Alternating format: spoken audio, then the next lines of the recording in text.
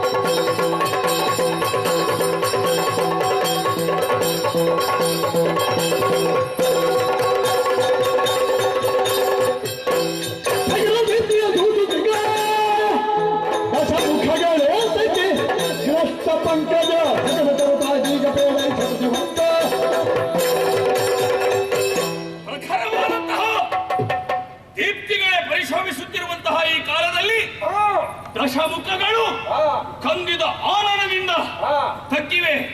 ಅಂತರಂಗದ ತುಂಬುದಾನ ಮುಖದಲ್ಲಿ ಪ್ರತಿಬಿಂಬಿತವಾಗಿದೆ. ಅಪ್ಪ, ಏನಾಯ್ತು? ನನ್ನಲ್ಲಿ ಹೇಳಿ, ನಡೆಸಿಕೊಡ್ತೇನೆ. ನರನಾಳಗಳಿಂದ ಹಾನಿ ಉಂಟಾಗಿದೆ. ವಿಗದ ಕಪಿಗಳು ಪುರವನ್ನು ಮುತ್ತಿವೆ. ಏನು ಮಾಡುವುದು ಮಗನೇ?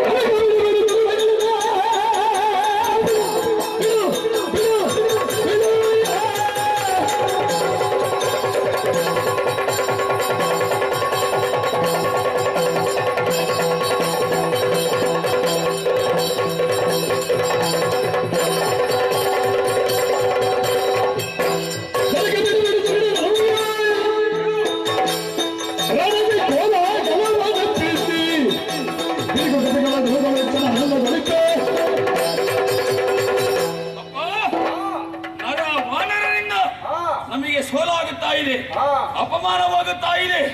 ಬಿಡು ಬಿಡು, ಚಿಂತೆಯನ್ನು ಬಿಟ್ಟು ಬಿಡು. ನಾಳಿನ ದಿವಸದ ಯುದ್ಧದಲ್ಲಿ ಕೋಲಾಹಲವನ್ನೇ ನಾನು ಎಬ್ಬಿಸಿ ಬರ್ತೇನೆ.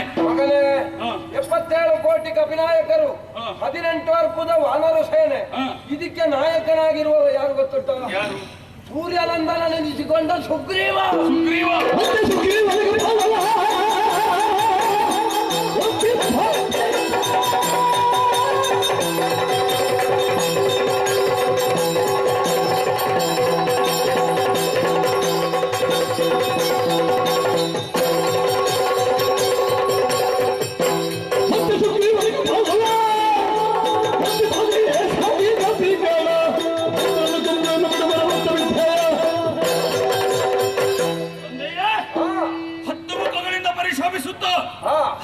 ಲೋಕದಲ್ಲಿಯೂ ಕೂಡ ಕೀರ್ತಿಯನ್ನು ಗಳಿಸಿದವರು ಅಂತ ನಿಮ್ಮ ಒಂದು ತಲೆಯ ಕಿರೀಟವನ್ನು ಆ ಸುಗ್ರೀವ ಕಿತ್ತು ಹೋದರೆ ಬಿಡು.